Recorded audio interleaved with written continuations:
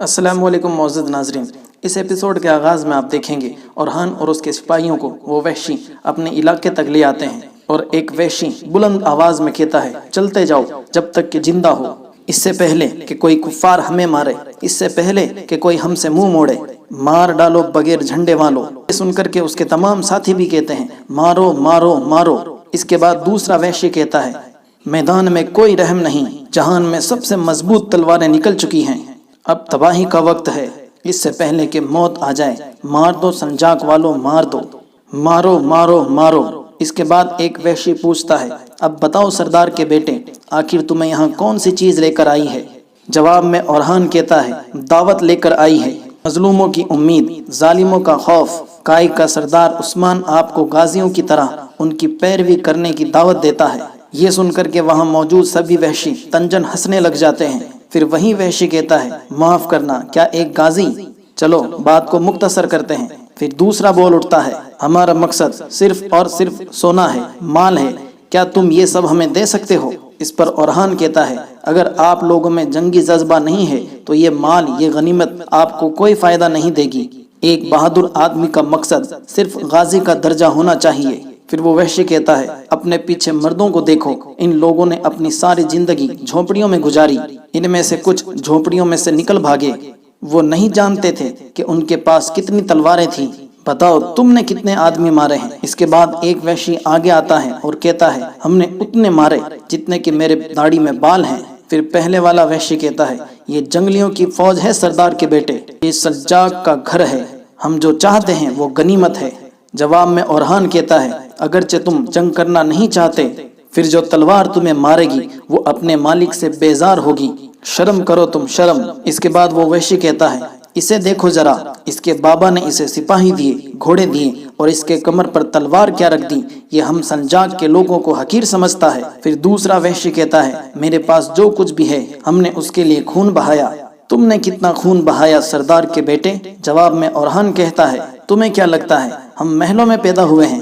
میں گھوڑوں پر میدان جنگ میں بڑا ہوا ہوں، اگرچہ تم مجھے آزمانا چاہتے ہو تو پھر میدان میں مجھ سے ملو۔ اس کے ساتھ ہی ایک دھن سنائی دیتی ہے جسے سن کر کے وحشی کہتا ہے، تم بہت خوش قسمت آدمی ہو اورحان بے، کاروان ہمارے شکار گاہوں میں داخل ہو چکا ہے۔ پھر دوسرا کہتا ہے، چلو تمہاری صلاحیتیں دیکھتے ہیں۔ اس کے بعد وہ سب کاروان کا شکار کرنے نکل پڑتے ہیں۔ دوسری طرف یعنی شہر میں عثمان صاحب اس تاجر یعنی ریموس سے پوچھتے ہیں، بتاؤ مسئلہ کیا ہے؟ تو جواب میں وہ تاجر کہتا ہے، عثمان صاحب میں یہ کیسے کہوں؟ اس پر عثمان صاحب کہتے ہیں، ڈرو نہیں، بتاؤ مجھے۔ اس پر وہ تاجر کہتا ہے، آپ کا ایک آدمی ایک بہت عرصے سے لاپتہ ہے، جیرکوتائے، میں جانتا ہوں اسے۔ یہ سن کر کے سب پر سکتہ طاری ہو جاتا ہے اور عثمان صاحب بوجھل قدموں کے ساتھ آگے بڑھتے ہوئے کہتے ہیں، جیرکوتائے ایجنک سے لاپتہ ہے، اگرچہ تم مجھ سے جھوٹ بول رہے ہو تو میں تمہاری زبان کاٹ دوں گا۔ جیسے جیسے عثمان صاحب راموس کی جانب بڑھتے ہیں تو وہ کانپنے لگتا ہے اور ایک دم سے کہتا ہے، عثمان صاحب میں سچ کہتا ہوں۔ یہ کہنے کے ساتھ ہی وہ ایک تعویذ نکالتا ہے جسے دیکھ کر بوران اسے جٹ سے لپک لیتا ہے اور کہتا ہے، دستور۔ اس کے بعد عثمان صاحب کہتے ہیں، اب سے اپنے الفاظ کا انتخاب احتیاط سے کرنا۔ یہ کہنے کے ساتھ ہی وہ بوران سے اس تعویذ کو لے لیتے ہیں۔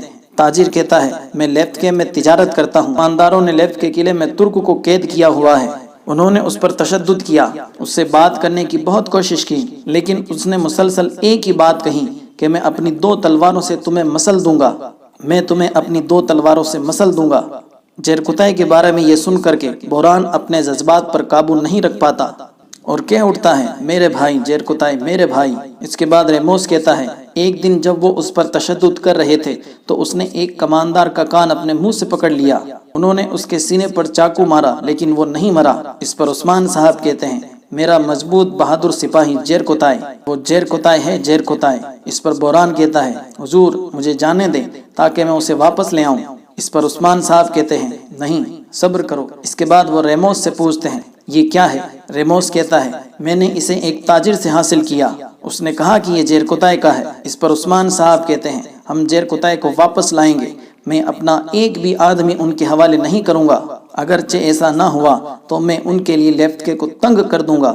ہم نے ایک وعدہ کیا تھا کہ جو بھی جیرکوتائے کو خبر دے گا ہم اسے سونا دیں گے، سپاہیوں اسے دے دو۔ جواب میں ریموس کہتا ہے، میں نے آپ کو یہ معلومات सोने के बदले नहीं दी जनाब, मैं आपके साथ एक अजीम तिजारती मुआहदा करने के लिए। उस्मान साहब उसकी बात को काटते हुए थपकी देते हैं और कहते हैं, हम यकीनन उसके लिए मददगार होंगे जो हमें उसकी खबर पहुंचाएगा। रामोस को गुस्से से अपनी जानिब खींचते हुए कहते हैं, लेकिन अगर तुम झूठ बोल रहे हुए तो मैं तुम्हारी जबान तुम्हारे हलक से उखाड़ लूंगा, जान लो। उस्मान साहब के इस रवैये को देखकर रामोस की सांसें थम सी जाती हैं। इसके बाद उस्मान साहब सिपाहियों से कहते हैं, तैयारियां शुरू करो, बयंदर जेरकोताय का सोना यहाँ लाओ। फिर आगे बढ़ते हुए कहते हैं, उसके लिए अल्फाज इस्तेमाल करें या चाहे तलवार, कोई फर्क नहीं पड़ता। एकदम से रुकते हुए रेमोस की जानिब देखते हैं और कहते हैं, हमारे साथ तुम भी आओगे। इसके बाद फातिमा खुशी खुशी अलगुन खातून के पास पहुंचती है। फातिमा आगे बढ़ते हुए कहती है, आलगुन खातून, मेरे पास एक बहुत अच्छी खबर है।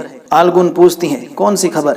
क्या यह खबर जेरकोताय के बारे में है? जवाबन फातिमा कहती है, हाँ हाँ, जेरकोताय जिंदा है। सुनते ही आलगुन खातून के हाथ से दूध का प्याला नीचे गिरता है और नन्हे जेरकोताय के हाथ से उसकी टोपी गिर जाती है। जब फातिमा आलगुन खातून को जेरकोताय का तावीज देती है तो आलगुन कहती हैं, वो जिंदा हैं, मैं जानती थी कि वो जिंदा हैं। ये कहने के बाद आलगुन खातून मलहून खातून के गले लग जाती है और अल्लाह का शुक्र अदा करती है। इसके बाद आलगुन खातून नन्हे जेरकोताय से कहती है, तुम्हारे बाबा वापस आ रहे हैं, वो जिंदा हैं। ये कह करके वो उसे गले लगा लेती है। नन्हा जेरकोताय भी कहता है, बाबा वापस आ रहे हैं। इसके बाद लेफ्ट के किले का एक खौफनाक जिंदान दिखाया जाता है जहां बहुत सारे लोग कैद होते हैं। गंदगी इस कदर होती है कि चूहे लोगों के ऊपर से गुजर रहे होते हैं और कैदी एकदम निढाल पड़े होते हैं। इसी लम्हे एक सिपाही दरवाजे से खाने को इस तरह फेंकता है कि कोई जानवरों को डालता हो, बल्कि जानवरों को भी इस तरह खाना नहीं डाला जाता। उस खाने के ऊपर कैदी टूट पड़ते हैं, जबकि कुछ खाना एक तरफ पड़े कैदी की जानिब भी आ पड़ता है। इसके साथ ही आलगुन की आवाज गूंजती है, वो आएंगे बेटा, वो आएंगे, तुम्हारे बाबा जिंदा हैं। तो नाजरीन, यहाँ हम एक शख्स को देखते हैं जिसके बाल और दाढ़ी बहुत ज्यादा बड़ी होती है। उसने गंदे तरीन कपड़े पहने होते हैं। उसे देख करके ऐसा मालूम होता है कि वो एक तवील अरसे से इस जिंदान में कैद है। तो नाजरीन, ये कोई और नहीं, उस्मान साहब का जाबाज सिपाही जेरकोताय होता है। जेरकोताय हाँफते कांपते हुए जमीन पर पड़े खाने की जानिब अपना हाथ बढ़ाता है, लेकिन नाजरीन, वो उस खाने को इस तरह देखता है कि जैसे कि उस खाने को अपने मुंह तक लाने की भी हिम्मत उसमें ना हो। दूसरी तरफ सरदार याकूब अपने बाजार में मौजूद होते हैं। इसी लम्हे एक सिपाही वहां आकर के उन्हें एक खत देता है, जिसे पढ़ने के बाद सरदार याकूब बहुत ज्यादा खुश होते हैं और कहते हैं, रेमोस ने उस्मान से बात की और उस्मान अब जाल की तरफ जा रहा है। सरदारान को बताओ, अब तीर चलाने का वक्त आ गया है। दूसरी तरफ उस्मान साहब रेमोस और अपने साथियों के साथ एक मुकाम से आगे बढ़ रहे होते हैं। बयंदर कहता है, माफ करें हुजूर, लेकिन हम लेफ्ट के जा रहे हैं, लेकिन हम तादाद में बहुत ज्यादा नहीं हैं। अल्लाह ना करे अगर वो हमें एक जाल में फंसाने की कोशिश करते हैं तो फिर क्या होगा? जवाब में उस्मान साहब कहते हैं, बयंदर साहब, हम एक तवील अरसे से जेरकोताय की तलाश में हैं, लेकिन हमने अभी तक उसके बारे में कुछ नहीं सुना। हमने हर जगह खबर भेजी, हर जिंदानों की जांच की, मगर अब अगर ये जाल भी है तब भी हम जाएंगे। इसके बाद वो सब एक मकाम पर रुक जाते हैं और उस्मान साहब अपना घोड़ा मोड़ते हैं और कहते हैं, कौन कहता है कि हम ज्यादा नहीं हैं? बोरान। तो बोरान कहता है, जनाब, कबूतर सोगूत पहुंच चुका है। सोगूत में मौजूद तमाम सिपाही हमारे साथ शामिल होने के लिए तैयार हो रहे हैं। ये सुनकर के उस्मान साहब कहते हैं, सिपाहियों, हम आज रात सोगूत में गुजारेंगे। इसके बाद वो सब वहां से रवाना हो जाते हैं। दूसरी तरफ जंगल में याकूब साहब का बेटा मोहम्मद जमीन में अपने कान लगाए किसी को तलाश करने की कोशिश कर रहा होता है, जबकि दूसरी तरफ से एक घुड़सवार को तेजी से आगे बढ़ता दिखाया जाता है। उसके आने की आवाज को सुनकर मोहम्मद कहता है, वो आ रहे हैं, और ये कहने के बाद वो एक रस्सी को थाम लेता है और फिर कहता है, तुम कभी भी सरदारान तक नहीं पहुंच सकते हो, सरदारान सिर्फ मेरे बाबा के साथ खड़े होंगे। ये कहने के साथ ही मोहम्मद घुड़सवार के बराबर भाग पड़ता है और नजदीक आने के साथ ही वो घुड़सवार पर रस्सी डाल करके उसे नीचे गिरा देता है और पास आकर के उसके सीने पर अपना पांव रखते हुए कहता है, इस कासिद को ले जाओ, ये एक तवील अरसे तक हमारा मेहमान रहेगा। इसके बाद मोहम्मद का सिपाही उस्मान साहब के सिपाही से फरमान को ले लेता है। आगे बढ़ने के साथ मोहम्मद अपने सिपाहियों से पूछता है, क्या आपने दूसरे कासिदों को सरदारान के पास पहुंचने से रोका? जवाब में सिपाही कहता है, शहजादे, हमने तमाम रास्तों को रोक रखा है, हम किसी को भी गुजरने नहीं दे रहे। इसके बाद एक शख्स मोहम्मद के पास आकर के कहता है, मैं आपको एक अहम खबर देने आया हूँ मोहम्मद बे। تو محمد کہتا ہے التماجہ بولاد التماجہ کہتا ہے اگر میری جگہ کوئی اور ہوتا تو اس معلومات کے لیے آپ کا سارا سونا لے لیتا۔ اس پر محمد پوچھتا ہے تو پھر بولو اس کی کیا قیمت دوں؟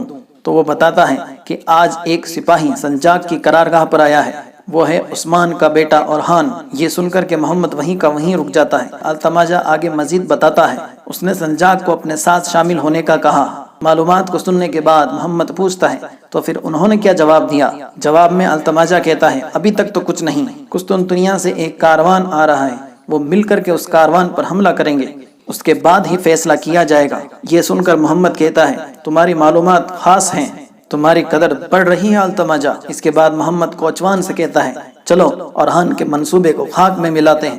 اس کے ساتھ ہی وہ تمام آگے بڑھ جاتے ہیں۔ دوسری طرف اورحان اور وہ وحشی ایک بلند چوٹی پر جا کھڑے ہوتے ہیں اور نیچے سے بازنطینی کاروان رواں دواں ہوتا ہے۔ کاروان کے ساتھ سامان کی ایک بڑی مقدار ہوتی ہے۔ کافی دیر اس کاروان کو دیکھنے کے بعد اورحان اپنے سپاہیوں سے کہتا ہے چلو سپاہیوں۔ اس پر وہ سارے سپاہی اپنے گھوڑوں کو کاروان کی جانب دوڑا دیتے ہیں۔ بازنطینی سپاہی اپنے پیچھے تیز ترین لشکر آتا دیکھ کر بھاگنے کی بھرپور کوشش کرتے ہیں اور خوف ان پر حاوی ہو جاتا ہے۔ دیکھتے ہی دیکھتے اورحان اور وہ وحشی کاروان کو چاروں اطراف سے گھیر لیتے ہیں اور ایک لمحہ بھی ضائع کیے بنا ان کا قتل عام شروع کر دیتے ہیں۔ اورحان بڑی ہی مہارت کے ساتھ لڑتے ہوئے بازنطینیوں کو جہنم واصل کر رہا ہوتا ہے، جبکہ وحشی وحشیانہ انداز میں بازنطینیوں کے لیے درد صف بن جاتے ہیں۔ اورحان کے ساتھی اس لڑائی میں اس کا بھرپور ساتھ دیتے ہیں، جبکہ وحشیوں کا سربراہ مسلسل اورحان اور اس کے ساتھیوں کو دیکھ رہا ہوتا ہے اور ان کی جنگی مہارتوں کو جانچ رہا ہوتا ہے۔ حالات کو اپنے قابو سے باہر دیکھ کر بازنطینی سپاہی بگی میں موجود شہزادی کو لے کر کے بھاگ پڑتے ہیں۔ یہ دیکھ کر کے اورحان ایک دم سے گھوڑے پر سوار ہو کر ان کے تعاقب میں نکل پڑتا ہے۔ کافی دیر تک اپنے گھوڑے کو بگی کے پیچھے دوڑانے کے بعد اورحان اپنے گھوڑے کو بگی کے برابر کر دیتا ہے اور موقع ملتے ہی بگی پر کود جاتا ہے۔ بازنطینی گھڑ سوار بگی کی رفتار کو مسلسل تیز کرتے ہی جا رہا ہوتا ہے۔ اورحان کے بگی پر کودنے کے فوراً بعد ایک بازنطینی سپاہی اس پر حملہ آور ہوتا ہے، مگر اورحان بڑی ہی پھرتی کے ساتھ اس سپاہی کو بگی سے نیچے پھینک دیتا ہے۔ اس کے بعد بڑی ہی پھرتی سے آگے آ کر گھڑ سوار کو ایک لات رسید کرتا ہے، پھر اگلے ہی لمحے تلوار کے ذریعے اسے موت کے گھاٹ اتارنے کے بعد اس بگی کو سنبھال لیتا ہے۔